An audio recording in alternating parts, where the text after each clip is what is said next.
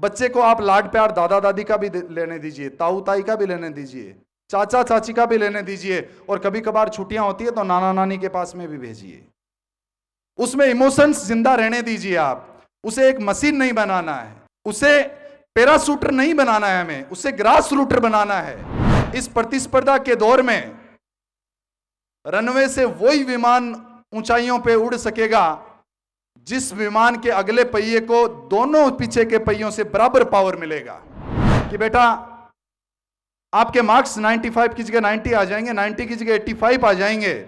अब डॉक्टर बने, इंजीनियर बने, आईएएस बने, आईपीएस बने, अब एडवोकेट बने, बिजनेसमैन बने, शिक्षक बने, जो आपका मन करता बने, लेकिन यार सबसे पहले एक अच्छा इंसान जरूर बने। आप लाखों करोड़ों कमा के भी अगर ये पहचान नहीं पाए कि ये मेरी माँ है, ये मेरे पिता है, ये मेरे दादा है, ये मेरी दादी है, तो निश्चित तौर पर वो पैसा और वो सफलता के कोई मायने नहीं रह जाते। मैं लौरों, धौरों, मोरों, पीर पैगंबरों, शेठों, शिक्षाविदों, सतियों, शूरवीरों और साहूकारों की सरजमी झुंझुनू के घोड़ीवाड़ा बालाजी की इस धन्य धरा पर गुरु कृपा पब्लिक स्कूल में आयोजित आज के एनुअल फंक्शन इनोवेशिया 2K25 में पधारे हुए सभी मोजीज मेहमान, मेरे बहुत सम्मानीय अभिभावकगण और सभी आज के इस कार्यक्रम में पधारे हुए आगंतुकों का मैं दिल की गहराइयों से पूरे गुरुकृपा परिवार की ओर से हार्दिक अभिनंदन और स्वागत करता हूं। सम्मानीय अभिभावक महानुभाव, मैं एकेडमिक की ज्यादा बात न करते हुए जिस मूल पे आना चाहता हूं कि गुरुकृपा का मूल ध्येय क्या है। निश्चित तौर पर स्कूल है, स्टडी के लिए है, वो तो हमारा प्राइमरी मोटो है, लेकिन जैसा हमारा लोगों में स्लोगन में है शिक्षा, संस्कार और सफलता, आज के समय में मैं अभिभावकों के भी एक साथ की आज आपसे अपील और एक निवेदन करना चाहूंगा। जिस तरह से एक एरोप्लेन रनवे पे दौड़ता और अपनी उड़ान तय करता है, ठीक उसी तरह से आपके नौनिहालों का ये रनवे है। उन्हें अपने मंजिल की ओर जाना है, लेकिन जो विद्यार्थी आपके नौनिहाल रूपी विमान है उसमें 3 पहिए रहते हैं डायरेक्शन में, एक आगे और 2 पीछे। आगे का पहिया आपका नौनिहाल, आपका लाडला बेटा और बेटी है, और पीछे के जो 2 पहिए हैं वो एक साइड का पहिया तो अभिभावक माता पिता आप हैं, और एक साइड का स्कूल के टीचर्स और मैनेजमेंट स्कूल हैं। ये मान के चलिए का अभिभावक महानुभाव, इस प्रतिस्पर्धा के दौर में रनवे से वही विमान ऊंचाइयों पे उड़ सकेगा जिस विमान के अगले पहिए को दोनों पीछे के पहियों से बराबर पावर मिलेगा। कुछ अभिभावक महानुभाव आते हैं, मैं उनका धन्यवाद ज्ञापन करना चाहता हूं कि वो हमारे पर विश्वास इतना रखते हैं। आते हैं और कहते हैं कि साहब ओ मैं तो थाने सौंप दियो, फीस भर दिया, अब थे जाने और टाबर जाना है। मैं बिल्कुल उनका हाथ जोड़ के आभार प्रकट करता हूं कि आपका ये विश्वास हमारे ऊपर है, लेकिन मैं आपसे अपील करना चाहता हूं कि आज के इस दौर में अगर अपने बच्चे को भीड़ से आगे निकालना है तो हमारे साथ आपको भी बराबर उस बच्चे के साथ मेहनत करनी होगी।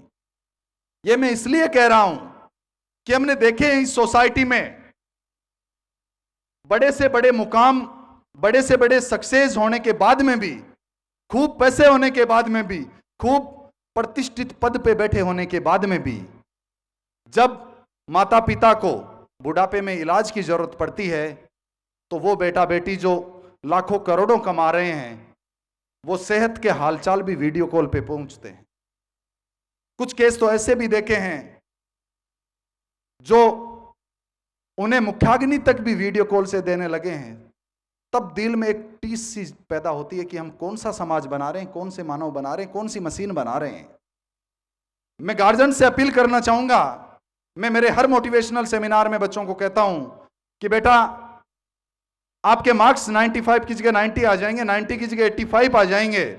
अब डॉक्टर बने, इंजीनियर बने, आईएएस बने, आईपीएस बने, अब एडवोकेट बने, बिजनेसमैन बने, शिक्षक बने, जो आपका मन करता बने, लेकिन यार सबसे पहले एक अच्छा इंसान जरूर बने। आप लाखों करोड़ों कमा के भी अगर ये पहचान नहीं पाए कि ये मेरी माँ है, ये मेरे पिता है, ये मेरे दादा है, ये मेरी दादी है, तो निश्चित तौर पर वो पैसा और वो सफलता के कोई मायने नहीं रह जाते। तो इस 5-10 साल जो पहले का समय है, उसमें हमने सबसे अधिक जो कमी महसूस की है वो है नैतिक शिक्षा की, मोरल एजुकेशन की। और वो केवल हम नहीं कर पाएंगे, वो आपको भी देना होगा। बच्चे को बताना होगा कि कौन आपसे बड़ा है, कौन आपसे छोटा है, किस तरह से आपको बड़ों का सम्मान करना है। बच्चे को आप लाड प्यार दादा दादी का भी लेने दीजिए, ताऊ ताई का भी लेने दीजिए, चाचा चाची का भी लेने दीजिए, और कभी कभार छुट्टियां होती है तो नाना नानी के पास में भी भेजिए। उसमें इमोशंस जिंदा रहने दीजिए। आप उसे एक मशीन नहीं बनाना है, उसे पैराशूटर नहीं बनाना है, हमें उसे ग्रास रूटर बनाना है कि वो खूब ऊंचाइयों को छुए, खूब आगे बढ़े, लेकिन उसके पांव जमीन पे रहे। वो समझे कि क्या रिश्ते होते हैं, क्या बड़े होते हैं, क्या माता पिता होते हैं, क्या गुरु होते हैं, और क्या अपने साथी होते हैं। और ये कोई केवल एक स्कूल नहीं कर पाएगा। मैं सभी सम्मानीय अभिभावक महानुभावों से आज के इस कार्यक्रम में यही निवेदन करना चाहूंगा कि हम अच्छा पढ़ा रहे हैं और अच्छा पढ़ाएंगे। रिजल्ट्स की बात करें तो हमारा खुद ही हम रिकॉर्ड तोड़ते हैं। कभी हर तीसरा बच्चा 90 से अबाउ देते हैं, तो कभी हर दूसरा बच्चा 90 से अबाउ देते हैं। और केवल एकेडमिक में ही नहीं, आप तो सभी जुड़े हुए रहते हैं, आपको सबको ध्यान है।